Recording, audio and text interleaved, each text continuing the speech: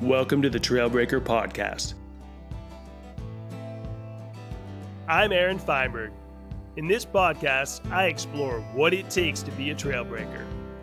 Through intimate conversations with people carving new paths across the landscape of business, art, and sport, we dig in on how to excel across seemingly disparate endeavors. What drives people who manage to succeed multidimensionally? Is it how they think? Is it meticulous planning and follow-through? Or is it some measure of delusional optimism? My guest today is Kelli Jones, founder and CEO of NoSo Patches, a former therapist and accountant, and a lifelong eclectic adventurer. We talked about the importance of designing from a place of circularity, why sustainability is good for business, and how change happens faster when you're having fun. Good morning, Kelli Jones, and thank you so much for joining me on the show today. Good morning, Aaron. Thank you so much for having me on your podcast. I'm stoked to be here. Well, longtime friend, it is so great to have you on the show so we can talk about the amazing company you run, NoSo Patches. And it started in your Jackson garage 7 years ago, and now it's a much bigger affair 7 years later. And so kick us off with, what is a NoSo patch? A NoSo patch, well, first, NoSo means no sewing. So it's a really easy to use repair or flare patch made out of fabric. And all you have to do is crack and peel the release liner and stick it on just like a sticker, and then heat it up a little bit with a hair dryer, a conventional dryer, or the sunshine, and that'll set the patch permanently, and you can get back out to your adventures. Fantastic. As a user of the product, they work really well, and it keeps my feathers or my synthetic fluff from flying about the world, and my coats can stay in play much longer. But that patch you just showed too is kind of a jazzy one, and so they're not just for repair, they're also for flair, you said. So tell me a little bit about that. Yeah, so you can express your individuality. We like to say add flair or repair, and you can just patch dazzle anything. You can you can decorate your backpack, your roller skates, your sleeping bag, your puffy jacket, and yeah, you don't have to have a snag. If you have like an old jacket that you're like, ew, that's like drabby, I want to zhuzh it up. You can just get one of our Dazit sheets. Here's our Dazit sheet. I feel like Vanna White right now. And you can just decorate whatever you want. Lunch boxes, puffy jackets, anything. I mean, Dazit, zhuzh it, patch dazzle. I mean, what other phrases get thrown around the NoSo ecosystem? And we have a lot of them. We have a lot of fun over here in Patchland. That's one of them. We have Patch Dazzle It, Daz It. We have the Eco Hang Tag. We say Patch the Planet a lot. Puffy Patch. I don't know what else. They'll sneak out. I think through the course of our discussion. I do say oftentimes, I'm like, oh, it's a sticky business, you know. There's a lot of puns and yeah. Yes, patching the planet is sticky business for sure. Yes. So how did this idea first come to pass for you? Like, when did the impetus for this product just show up in your head? Well, I was hunting in the backcountry and I tore my Patagonia Fitzroy on barbed wire, and I didn't want to repair another piece of gear with duct tape, because everyone in mountain towns, they repair their gear with, Scotch tape, electrical tape, Gorilla tape. And I didn't like the way that looked. I wanted something more fashionable and unique, just like me. So I couldn't find anything on the market. And instead I started to mess around with adhesives and fabrics in my garage. And then I came up with a really good combo that stuck better than anything on the market. So. And you mentioned to me offline too, that in addition to the tapes out there not really working very well, initially, they also don't hold up too well when you actually wash your gear, if you wash your gear. Exactly. Yeah, we are up to about 150 wash-dry cycles. And we've tested those against all of the competitors in the market, and ours are the best. And we had this lab in North Carolina, and the scientist down there, he's like, Kelli, do you want me to keep going with these washes and dries? And I was like, no, you can stop there. I think we're good enough. Because who washes their gear that much, you know? Or at all. Mine is pretty disgusting. Exactly.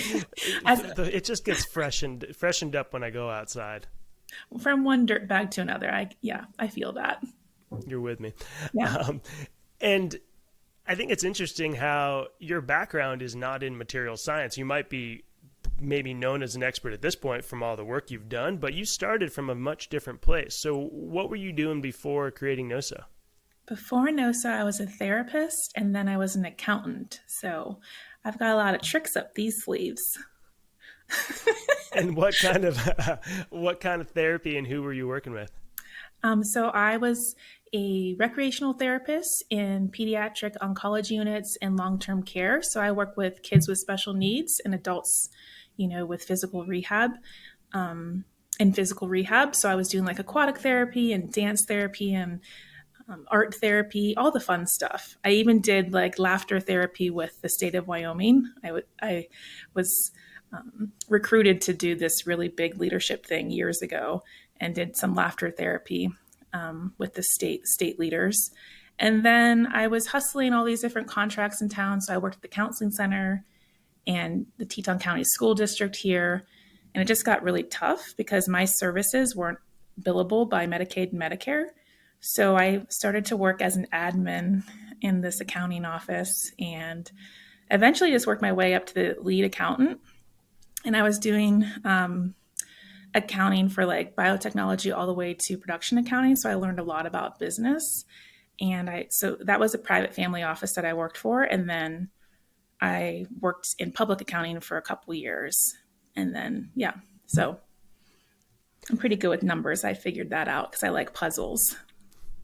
And that's a good skill if you're going to go into business. Oh, yeah, it's really good. Now I know how to read financial statements and do cash flow projections, all the fun stuff. And so when NoSo started, it was just you? It was just me. And then I had an alias, Donna. So it was just me and Donna. That was really just me. But I pretended like there was another person here. And I just, go back and forth. Let me ask Kelli. Let me ask Donna. And it was always, me. But Fooled ya. it fooled ya.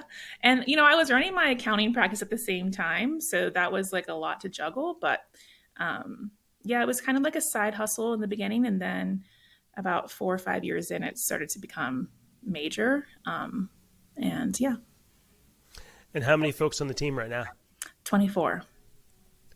Ooh, and how many are in Jackson proper and then remote or full-time, part-time? What's the spread? There's about 11 in Jackson, and then the other people are dispersed. So, yeah. Amazing.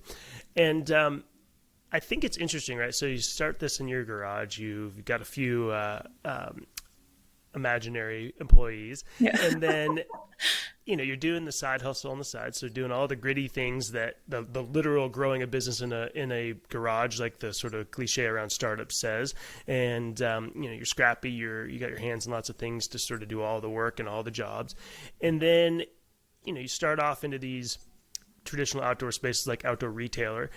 And then you jumped, and I think this was an interesting thing, to hear you tell me about offline, was getting into the SHOT Show, which is a different conference or trade show. So tell us a little bit about that, kind of what it was like to jump into that, what it is, what it was like to jump in, and then what sort of spun off because of it. Yeah, no, so we went to Outdoor Retailer for a few years before we started going to SHOT Show. We launched an outdoor specialty just because that was I rip it up. I'm a dirt biker. I hike, I mountain bike. So I like to play hard. So that was an easy market to enter into, but I also hunt. So I was like, let's go see what this show's all about. And I wrote a grant. The state of Wyoming provides these economic trade show incentive grants. So it's like economic development for the state of Wyoming. And I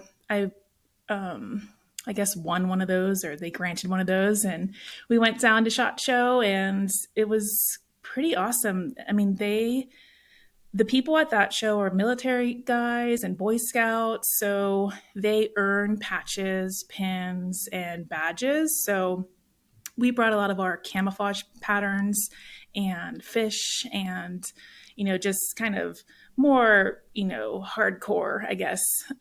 We have this thicker, like duffel bag fabric that we use. And so we brought some of that, like Kadora fabric, and these guys just like loved what we were doing, and they got it right away. So they're ripping it up hardcore too. So they were using our patches as reinforcement as well as repair. So if they got like an abrasion on something, they just like cover the knee or cover the elbow, and so that was fun to see. But yeah, I love SHOT Show. I've had a lot of fun at SHOT. And I can imagine you stand out, at least for sure, back in the original days. Being who you are and arriving there, new product, new presence. What was the initial reaction? It was like, I think all the guys, it's like, everyone says male dominated industry, but I think like every industry is male dominated. So I don't buy into that. I have pink hair. So it's just like, I think all the guys are like, oh, what's that lady over there with pink hair doing? And, I get like my mom, when I went to my first shot, she would like bring me coffee and tea and whatever throughout the day just to make sure I was always stoked, had good energy. But I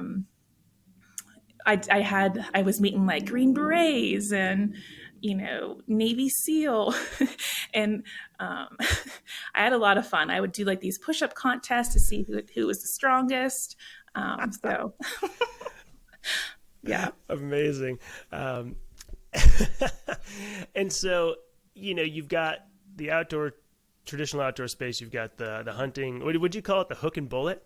Hook and bullet. Yeah, they call it the hook and bullet or cast and blast. I've heard both, but yeah, hook and Awesome. bullet. And so you got that part of the outdoor space. You've got the traditional sort of skiers and bikers and hikers and etc. And then you've got sort of the traditional looking patches, right? And actually I have some on my coat here I'll show too. And then some of the more artistic ones. And so, I will say, having not received any financial compensation for my testimonial here, this is my old Longhorn, right? That's been on this Patagonia coat for, gosh, however long. Well, that's an and so OG. That's an original one. That's an OG right there. That's 7 years old. I like that. Yeah, I think this coat's even older, but I don't know. I'll have to see. And so this is about as fancy as I get. No one would call me fashion forward or anything related to stylistic in any way. But then you also have sort of these, for us simple guys, some of these just really basic, pieces of fabric that sort of just stick on here and cover some holes. That looks like a patch dazzle kit. Yeah, you can like cut it up into how many ever shapes. Yeah, and patches that you need. Yeah, the patch dazzle kit. Yes, I think that's exactly what I did, because I think I have a tiny little hole somewhere else on here that I just literally cut off the smallest piece of fabric. It's on here somewhere. And then I've got like this old NoSo X on here. Oh, yes. I love that. That looks good. How'd you get those? What's the story there on that jacket? Oh, on the holes? On the holes. How'd you get those holes? Probably being clumsy, falling off my bike, walking with my head down, and maybe right into a tree. It's all possible. Well, thank you for ripping it up, keeping us in business over here. My pleasure. It's great. It works, and it has been conversation starters too. And I think that's even on these simple ones, and we have some much more artistic ones we'll look at in a minute. But I just think it creates these conversations out in the world. One, hey, Aaron, you have a piece of blue tape stuck to you, and then it opens up this conversation of how this is actually not a piece of tape; it's a hole. It's a patch covering my hole, and why did I do that? Oh, so I don't have to throw the coat away. And then the Longhorn is like, ooh, where do I get something like that? And so I think in addition to it solving the problem of keeping my coat in place, it does create these really fun conversations, which I think do embody you and in the spirit of which you've built this business, which is like let's do right, let's have fun, let's put our originality and flair out into the world. Totally. Yeah. It's like an eco badge of honor, you know? Every patch has a story. I kind of want to start calling myself a gear therapist and at the next trade show, like have a chase lounge, you know, and people just like lie down and tell me all their, you know, how they got all their snags, rips, and tears. Because that's kind of what I'm turning into. um, And it's helping, some of these really big important companies also kind of push their game a little further in terms of supporting the health of the planet. So you've got a lot of big companies, and maybe you can speak about a range of who you're working with, and it gives them a chance to put their logo on this product. And also I think you even said that a lot of excuse me, a lot of companies are even including patches with the purchase of the coat, right?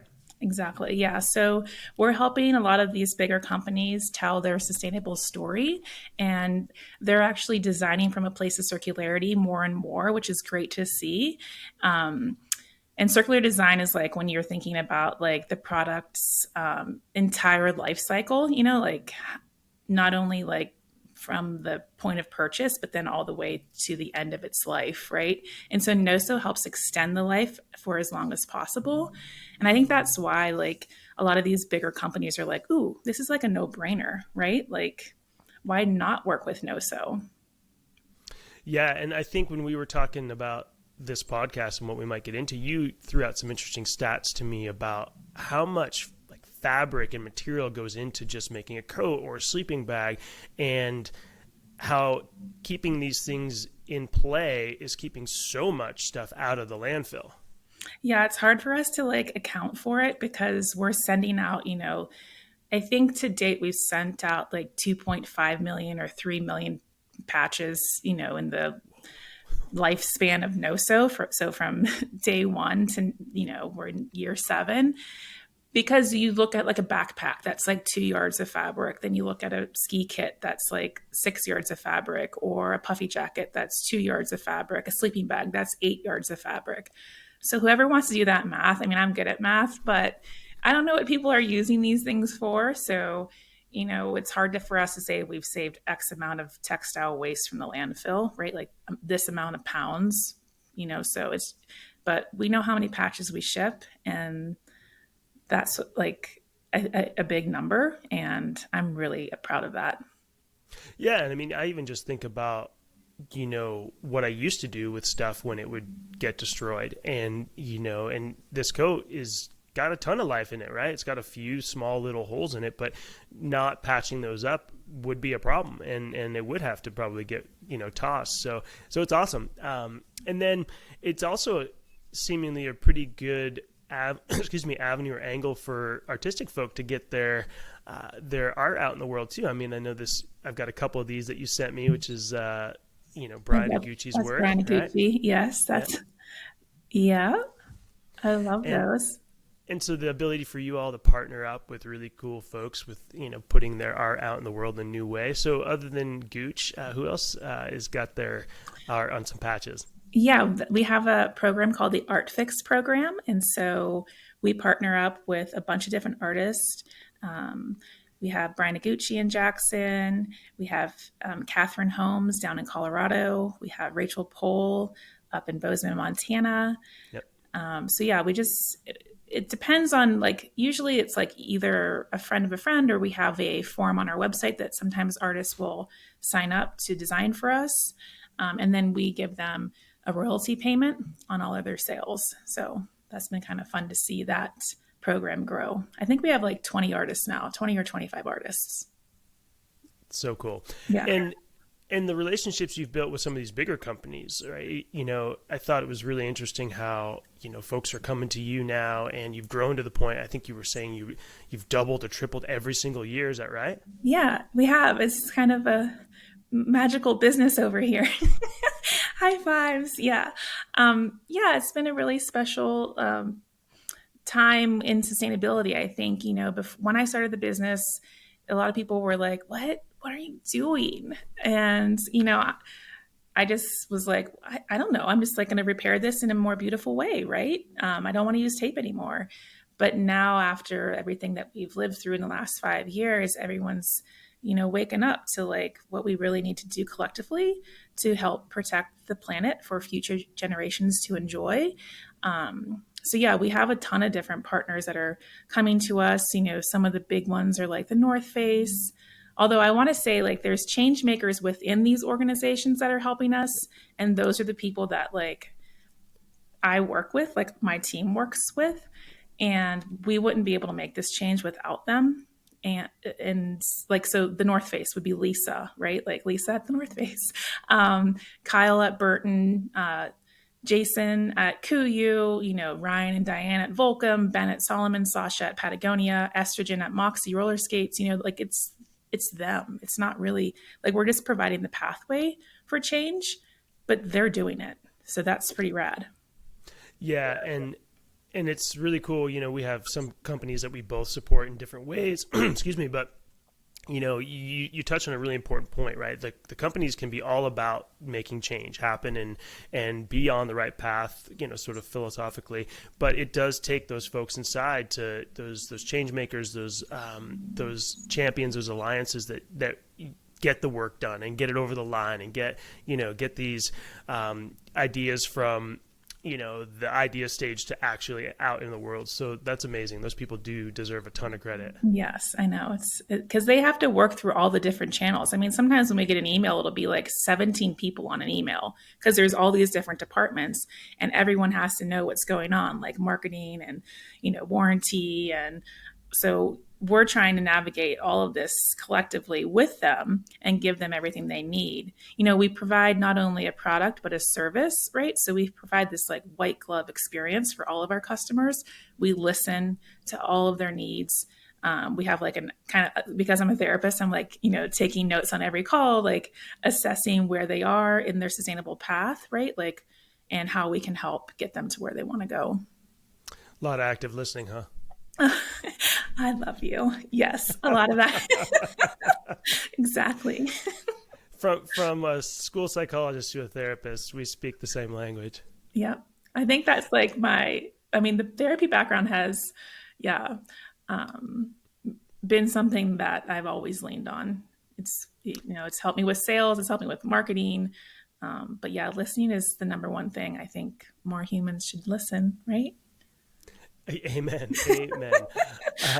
And how has that been as your company's grown? You obviously embody the values of NoSo in such a obvious way. And, you've built a team now of 24, you said. So how have you seen yourself as a leader shift, or how have you sort of infused the values that you started with to keep them fresh in the company? Well, I'm always looking for that DIY activist to come and join us on our team. I think leadership is a vibe. I think it's a feeling, and how you make others feel is like what you're going to get. It's a connection. So if people are feeling connected to your brand, they're going to bring their best work and give it their all. And I'm an athlete, so I always I want to strive forward with my team. I want them to make me better. I want them to make, them to make me better. I want to make them better. I want it to be like we're competing, like we're like going to be the best out there. And sometimes even during an interview, I'll say, are you going to be my Scottie Pippen? Are you going to be my Dennis Rodman? Are you going to be a part of our dream team? Because it is. I feel like you're Dennis Rodman, though. I think I am. I know. And then someone said that on an interview once. They're like, you're Dennis. And I'm like, I guess I am Dennis Rodman. But yeah, it's very magical in Patchland. See, I even have a magic wand on my desk. So we have that one. My daughter, that was a Frozen one, right? Yeah, this is Elsa. Yeah, this is from Let It Go. But, as the company continues to grow and, we have our mission, vision, values, and the culture, we work really hard. We have we get shit done. We have a high expectation for each other, all of us on our team. But we also have a lot of fun. I think we're the most fun company out there. Sometimes people will be wearing funny hats on Zoom calls, I had to do all these tutorial videos and I'm like, oh my gosh, I had to explain how to do this task again. So I started putting all these wigs on, and just to make it fun for me. But yeah.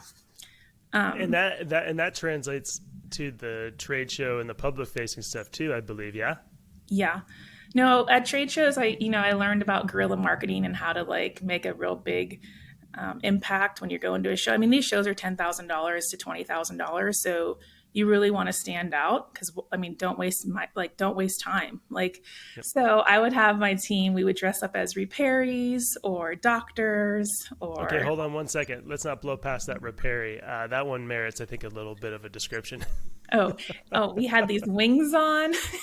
Repairees, like we had wands and like we got these like really big extensions, like blue and like teal and pink extensions put on our hair. And but yeah, we had these big wings and our little wands, and we just go around the trade show floor and boop people like, oh no, you have a hole, and sometimes we like get into character and be like, oh, let me patch you up, right? Like you have a snag ripper tear, and So whatever. basically, you're fairies that repair. Exactly, we're fairies that repair. And yeah, go like this around the trade show floor.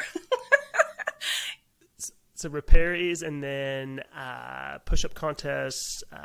Didn't you say there was a Yeah, doctor and we a did doctors. Yeah, we were all in scrubs one year, and we had stethoscopes and like little masks before masks were like a thing, but before they were required? before they were required, yeah. But we even like we went so far as to like put dry ice in a cooler at our booth, and like one of our sales gals, she like brings in this dry ice in scrubs, and she's like, I've got a heart on ice, I gotta get it to the booth, like. And I'm like, oh my gosh. But yeah, we like to have fun. And some of this stuff that we're talking about is so serious, right? Like textile waste, it's so heavy. And I don't really like to think about like all the negatives. I like to just like be hopeful and like focus on the positives. And that's just sort of how I run my business. Yeah, I mean, people get inspired to change when you hit them in the heart and you tell them a story and you get them excited about the fact that hope is possible. We can potentially make something amazing happen. Yeah, the doom and gloom doesn't work. No, it doesn't. And I think if you're having the most fun, then that's how you're going to make change, right? And so we're having the most fun at the trade shows too. And so I think that's why, like, that's part of the secret to our success is we were really approachable, and I lead with empathy and kindness. And so does all of I mean, the whole industry though is like so awesome to be a part of. So, I mean, it's easy, like as an outsider to the industry, it's like, accountants, therapists, you come into this industry. I think it was, yeah, like, I mean, a couple of people were like, wait, you came up with this, right? Like, and I'm like, well, like you look around and I'd be like, I don't see anyone else here. Yeah, I did. It's me. um, but yeah, they embraced the idea and the concept, and it's just kind of been fun to see the evolution. I think that's a good point to double down on real quick, is just that idea that you don't have to be an expert in the thing that you are attracted to and you want to put out in the world. Sure, you've got to go do the hard work and you've got to get up to speed, and you can't represent yourself as something you're not and do harm. But the ability to take your disparate skills and have an idea and see it through, and become a materials expert over the course of 7 years, right? You can kind of make anything happen if you are committed, and I think you're a big testimonial to that. And also not lose the core values. The thing that you are, that is that light and that empathy and that excitement and that passion, and the uniqueness that you have, right? And there's lots of traditional business people out there, or people who think you need to do it in a particular order or way and to be accepted, and you obviously show very clearly that's not the case. No, yeah, no, and I think we've learned a lot from other people too. Like all the different people that we've worked with, whether it's the CEO or the product developer or the sustainability managers. We're kind of all in it together, and we're all trying to do good together. So that's been kind of fun. Sometimes when we get on a big call, like we got on a call about a month ago with this guy from Solomon, and he was just so jazzed about everything, and like he just went to some sustainability conference, and he was telling us everything he learned, and like we're taking notes. So it's that like share economy or whatever it is, like everyone's helping each other just be better. So I love it. That's great.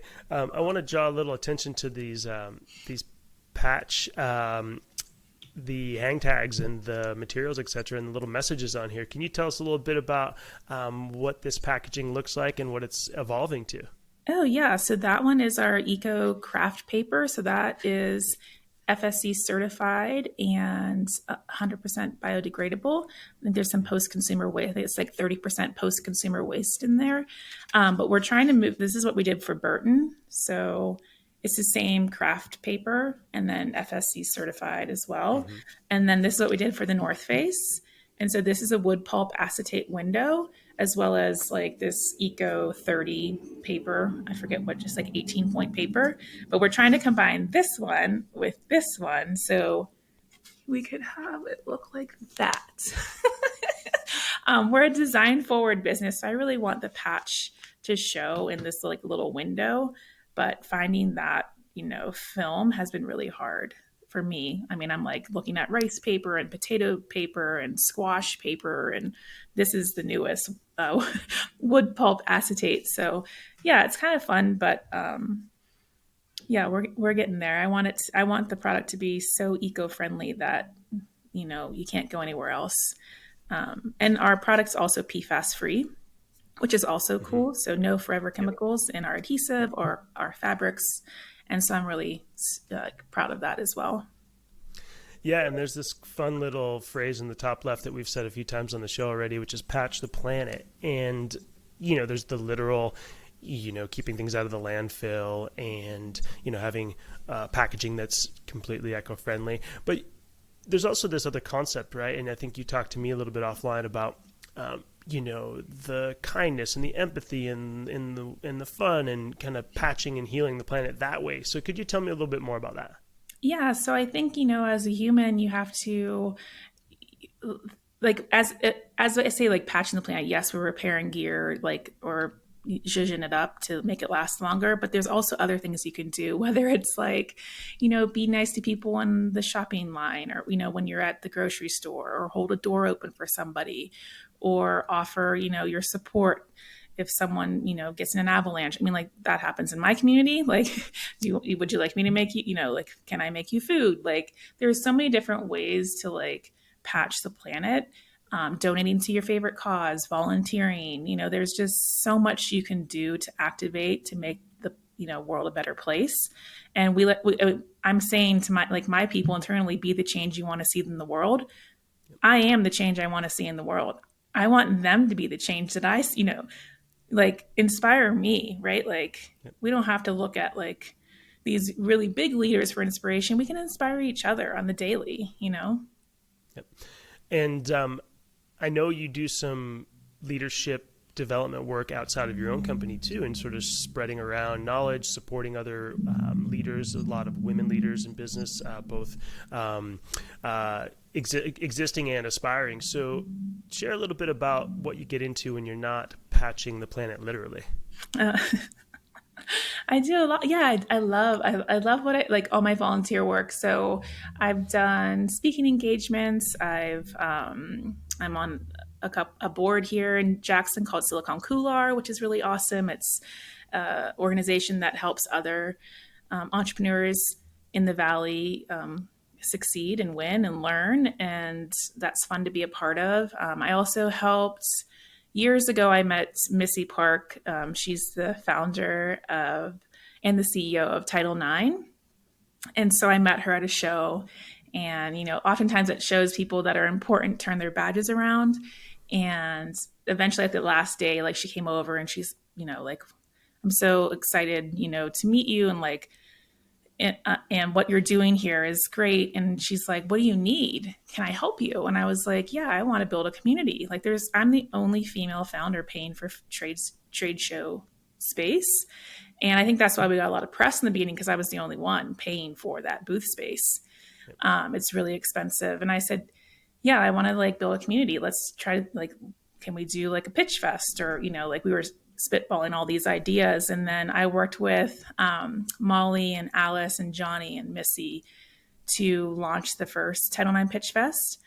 And every year, like, so I think it's like 5 or 6 years in, I served on the panel of judges for the first 3 years. And I was a mentor the 4th year. And then the last couple of years I couldn't do it because NoSo needs me. Yep. But I like love like every year I send like any new entrepreneur that I know, like female founded, I'll say, hey, you should apply for Pitch Fest. And so every year there's like 2 or 3 people that I've, suggested to like submit their video and, you know, I guess go to Emory, California and be a part of the Pitch Fest. So, I like to set tables and then I want other women to sit at them. I'm a pioneer and that's just the way I think. I'm an Aries, so I like new beginnings and I've got a lot of fire. This girl is on fire. So Well, that's my theme and song. yeah, and you're about to light it up next weekend too in Jackson, aren't you? Oh, yeah, that's going to be fun. That'll be Sandy Hessler. She's a friend of mine and she's so dreamy. She is putting on the Teton Leadership Summit. So I'll be a part of that kickoff. There's all these great leaders coming to town. And yeah, it's 23rd and 24th. And yeah, it's going to be just like a really great conference on leadership and how to lead in your community. What are you going to be speaking on? I'm going to be speaking on how to go beyond what you think is possible. And not to give too much away on that talk, what nuggets might you pass on to us if we can't make it to the actual event? I mean, I think people should get there. Fly, drive, take the bus, get there. But any nuggets that are going to, you think the audience would resonate with in terms of what that means for you? Well, I mean, for me, it means like just be a sponge, soak it all up, ask a ton of questions, read a lot, like listen a lot, love a lot, think positively, like about everything. You're designing your own personal reality. So you've got to like fill yourself up and have fun with it, right? Learn how to juggle, learn how to unicycle, like, I don't know, go beyond, try new things. Don't be afraid to fail fast, fail again and again and again, right? Like, and when you fail and you have fun with it, then that's where the magic happens. And like I said before, like at NoSo, it's been all magic. So I think I've taken everything that I've learned to date and I'm like exactly where I'm supposed to be. And yeah, I think I go beyond every day. I'm like, And whoa, I can't believe this person emailed. You're like, whoa, we're going beyond. Like, we're going to attack it, right? And have fun with it. whether it's business, excuse me, whether it's business focused or personal, any little go beyond that you're up to that maybe we wouldn't know about? Oh, my go beyond is so I'm yeah, Elsa. She says let it go. And so this year, like I'm building this team and I always pick a word of the year. It's team this year. And so I've been hiring a lot this year and letting go of more and more and more. And Ooh. yeah, it's been fun to delegate and elevate other people. And yeah, so just I guess, sorry, I lost my train of thought, but Oh, that's okay. I'll yeah, pick it up. I mean, I can imagine it's got its pluses and its minuses. I think mostly pluses in the sense that it puts you in a position to keep doing your little zone of genius or your couple of zones of genius, but also, the business having gone from the garage to, doubling, tripling every year, right? It just needs more people and it needs, you have to let go, right? There's no way for you to, and not only you shouldn't do the things you used to do, right? It wouldn't be very good for your business. So I think that's a perfect go beyond. totally. Yeah. And I think we all have our own personal ecologies. Like, and we have to be mindful of our own energetic, what we give and what we receive, right? So I'm sort of tuning into that more and I'm like, whoa, you are a giver. So now I'm just looking for peace, right? Like there's a lot when you're an entrepreneur, there's so many things like, you got to stay balanced and grounded and all these like things that you hear, but I'm not balanced and I live in the clouds, right? Like I don't know how to do those things like stay balanced. I'm like, you know, it's either, I'm just like full force ahead, right? Like, and running a business isn't black and white. I always say it's like black and pink, like you just like I don't know how you can be so structured, right? So Yeah. And what are you going to do with your free time if you wind up like letting it all go and you're just out there doing speaking gigs and sitting on panel pitches as a judge? That's what I'm What going to else? do. I'm going to go to, and I love going to trade shows. I love shows. So I'll just be talking to people at shows, and then, yeah, maybe I'll do some more thought leadership stuff. But, my strengths are with people, and that's sort of where I want to be. Amazing. Speaking of people, more specifically little people, Yes. some of the cool things that NoSo's got going on with the littles in our lives. Obviously, kids tear stuff up all over the time, whether it's their jeans or their backpacks, and so it gives them the ability to get a little crafty and creative with their decorations and keep parents from having to go do more shopping. Anything you're doing that's kind of fun and cool with our future generations around either inspiring them or pulling them into different projects or anything else?